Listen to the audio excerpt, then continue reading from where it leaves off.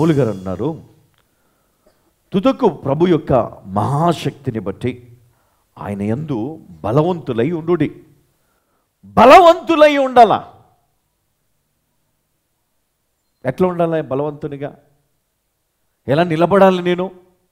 అపోస్తల కార్యములో మరి మేడగదిలో మరి అక్కడ చాలామంది ప్రార్థన చేస్తూ ఉన్నారు, ఎడతెగక ప్రార్థన చేస్తూ ఉన్నారు. ఒక 5 నిమిషాలు 10 నిమిషాలు లేదా మన ఆరాధనలాగా ఓ 2 గంటలు సర్వీస్ లాగా కాదు, ఎడతెగక ప్రార్థన చేస్తూ ఆ శక్తి చేత నింపబడాలని కేకలు పెడుతూ ఉన్నారు.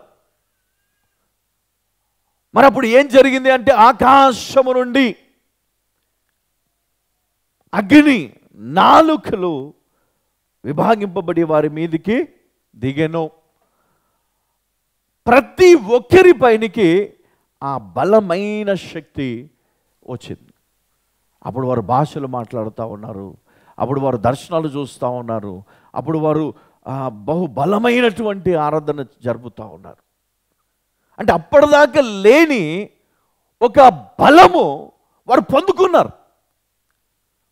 ప్రభువునందు విశ్వాసం ఉంచు వారలారా, ఇదిగో ఆయన యందు బలవంతులై ఉండుడి. ఎందుకంటే మనం ఎన్ని చేసినా ఏం చేసినా ఆ బలం మనం పొందుకోం. కానీ ఎప్పుడైతే మనము నిర్ణయించుకుంటామో, ఎప్పుడైతే మనము దేవుని శక్తితో నింపబడాలని ఆశపడతామో, అప్పుడు పరిశుద్ధాత్మ దేవుడు నీకు అనుగ్రహిస్తాడు. ప్రతి ఒక్కరు కూడా చేసేది ఏంటంటే, ఒక లెవెల్ వరకు వెళ్ళిపోయి అక్కడనే ఇంకా అన్నీ మనకు దొరుకుతాయి, ఇంకా అయిపోయింది, నేను విశ్వాసిని అని మనం అనుకుంటాం. కానీ అక్కడ కాదు.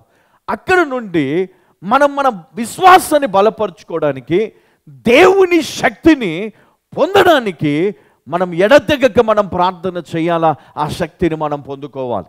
మేడగదిలో కూడా వారు ఆ శక్తితో నింపబడ్డారు, ఆ బలముతో నింపబడ్డారు.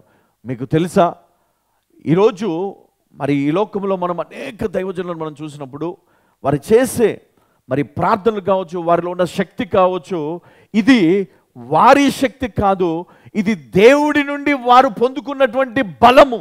హల్లెలూయా. సాతానుడు దేనికి భయపడతాడు తెలుసా? నీ కండలు చూసి భయపడడు, నీ హైట్ వెయిట్ చూసి భయపడడు. ఆయన నీలో ఉన్నటువంటి దేవుని బలమును చూసి, దేవుని శక్తిని చూసి వాడు నీకు భయపడతాడు, వాడు నీకు లోపడతాడు. హల్లెలూయా కదా. పెద్ద అవతారం మనకుంటే సరిపోదు. ఏముండాలా? విశ్వాసం ఉండాలా, భయము భక్తి ఉండాలా దేవుని పైన. ఎవడో చెప్పింది మనం నమ్మేసి దాన్ని పట్టుకొని మన జీవితంలో మనం ముందుకెళ్తామన్నది కాదు. సత్యం తెలుసుకో కదా. సత్యం తెలియకుండా మన స్టేట్మెంట్ ఏది పడుతుంది మనం మాట్లాడేస్తే కాదు. దేవుడు ఏమన్నాడు? నమ్ముట వలన విశ్వాసము కదా, విశ్వాసము నిన్ను సర్వసత్యంలోనికి నడిపిస్తుంది.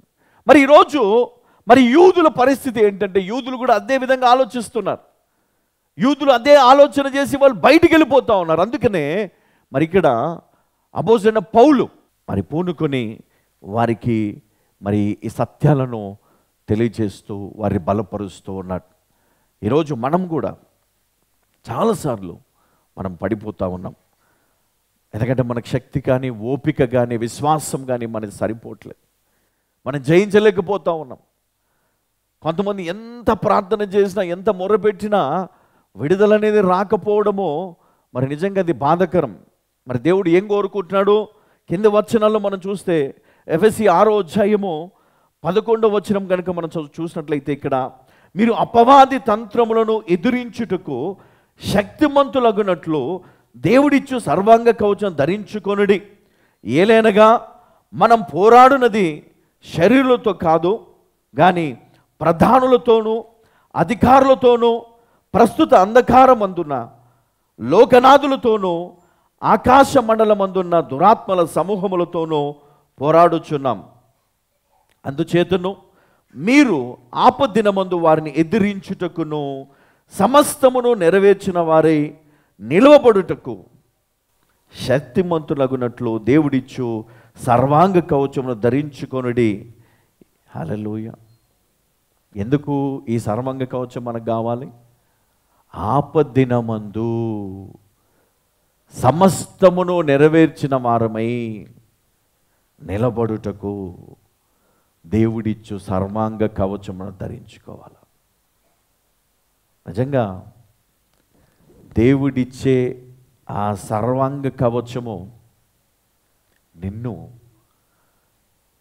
ఈ అపవాది తంత్రముల నుండి నేను కాపాడుతుంది,